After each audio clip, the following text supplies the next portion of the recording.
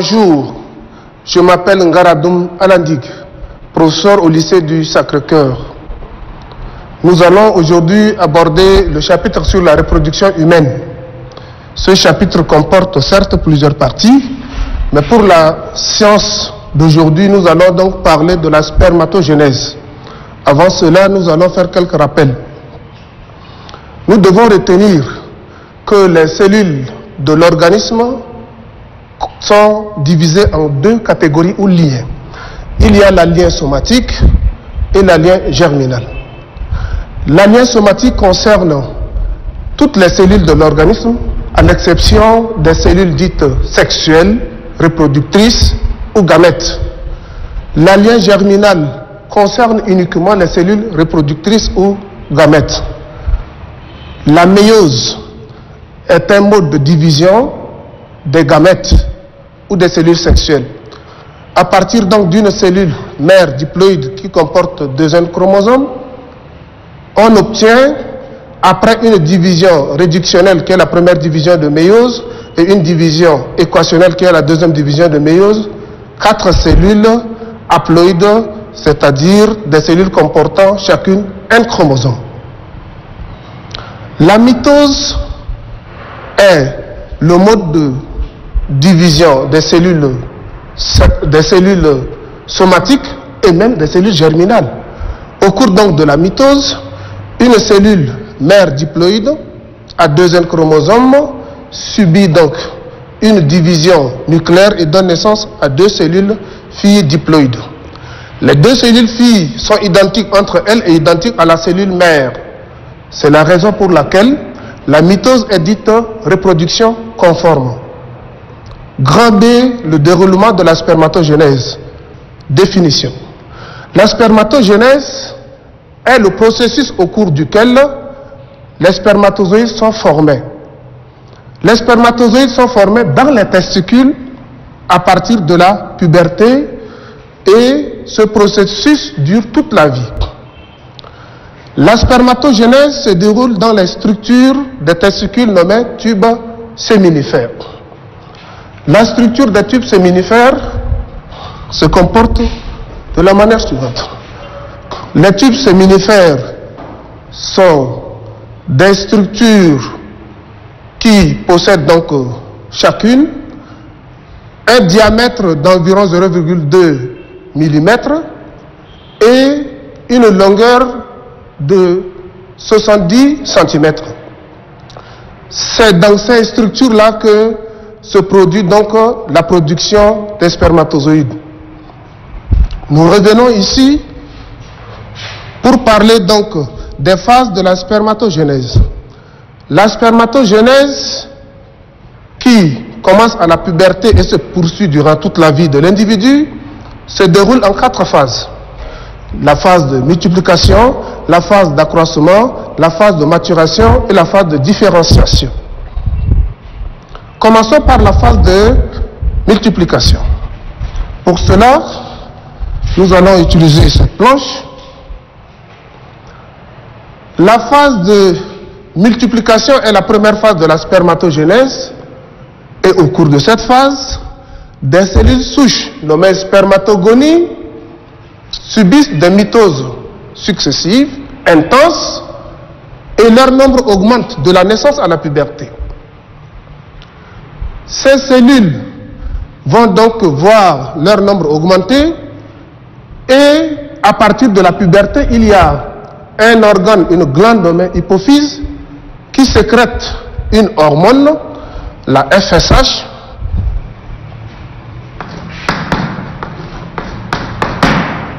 hormone de stimulation folliculaire ou hormone folliculo-stimulante.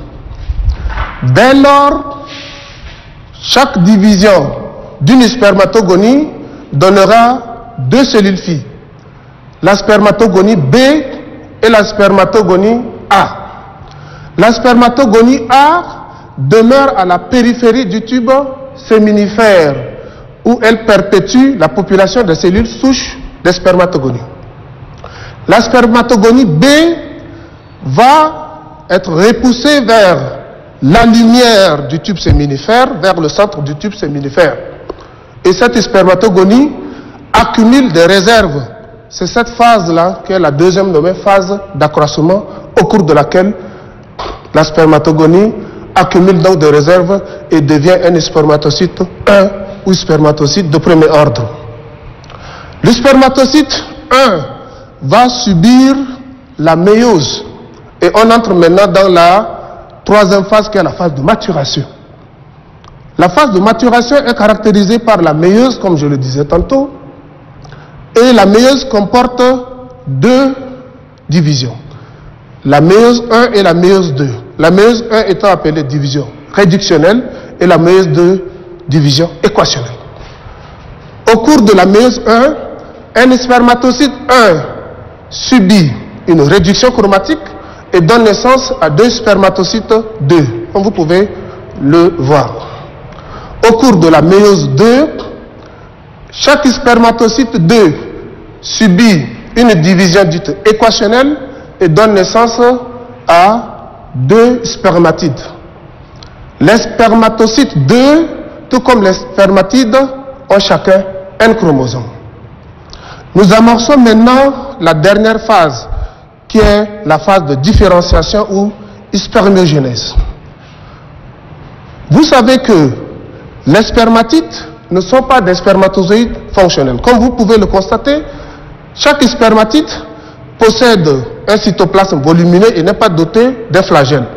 Au cours donc de ce processus nommé spermiogenèse, chaque spermatide va subir une transformation importante pour donner naissance au spermatozoïde.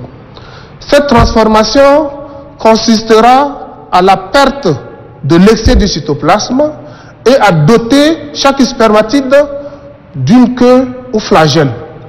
Au cours donc de la spermiogenèse ou phase de différenciation, les spermatides vont donc se transformer pour donner naissance aux spermatozoïdes. Pour nous résumer par rapport donc à la spermatogenèse qui se déroule en 74 jours, nous disons qu'un spermatocyte, un ou spermatocyte de premier ordre, subit ce qu'on appelle ici une division réductionnelle et équationnelle, puis une transformation pour donner naissance donc à 4 spermatozoïdes en 74 jours. Alors nous allons maintenant voir la structure d'un spermatozoïde. Un spermatozoïde se présente comme suit. Le spermatozoïde est un microfilament microscopique de 50 micromètres de long et le spermatozoïde possède 3 régions: la tête, la pièce intermédiaire et le flagelle.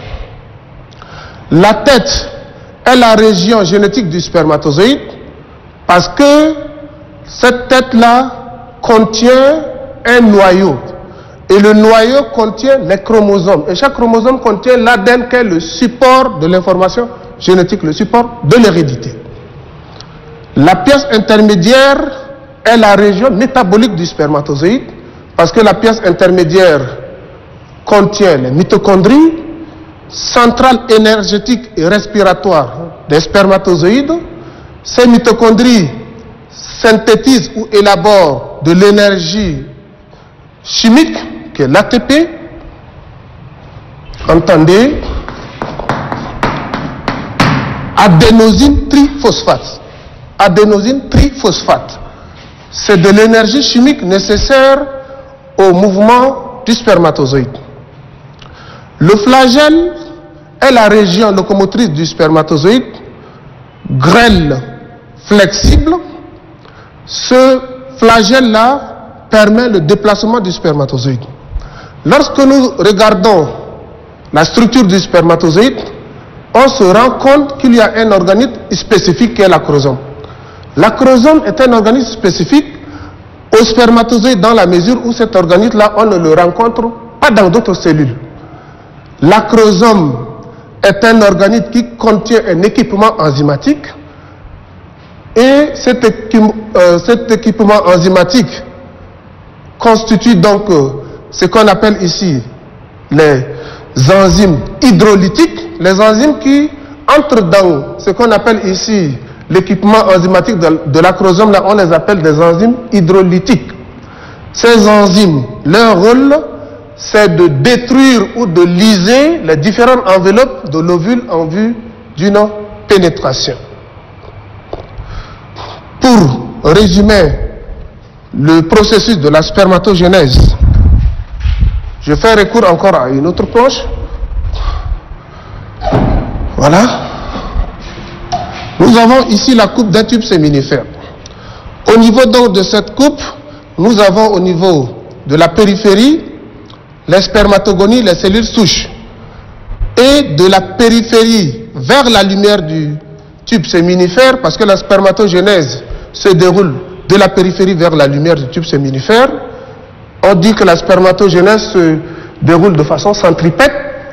Nous avons donc dans l'ordre les spermatocytes 1, les spermatocytes 2, les spermatides et les spermatozoïdes. Voilà. Donc nous avons entre les cellules, les différentes cellules de la lignée germinale, une cellule de grande taille, une cellule géante, et cette cellule est appelée cellule de Sertoli. Cette cellule joue un rôle nourricier pour les cellules de la lignée germinale. Pour nous résumer, nous avons vu aujourd'hui la spermatogénèse, qui est le processus au cours duquel les spermatozoïdes sont formés dans les testicules, plus précisément dans les tubes séminifères contournés des testicules chez l'homme. Et nous avions dit que ce processus commence à la puberté et se poursuit durant toute la vie de l'individu. Nous avons aussi vu que ce processus se déroule en 4 phases, à savoir la phase de multiplication, la phase d'accroissement, la phase de maturation, caractérisée par la méiose, et la phase de différenciation ou spermiogénèse. Voilà, donc nous avons fini avec la première partie de ce cours sur la spermatogénèse, et la prochaine fois, nous allons aborder la formation des ovules ou ovogénèse et enchaîner avec la fécondation au sein de l'espèce humaine. Je vous remercie et à la prochaine.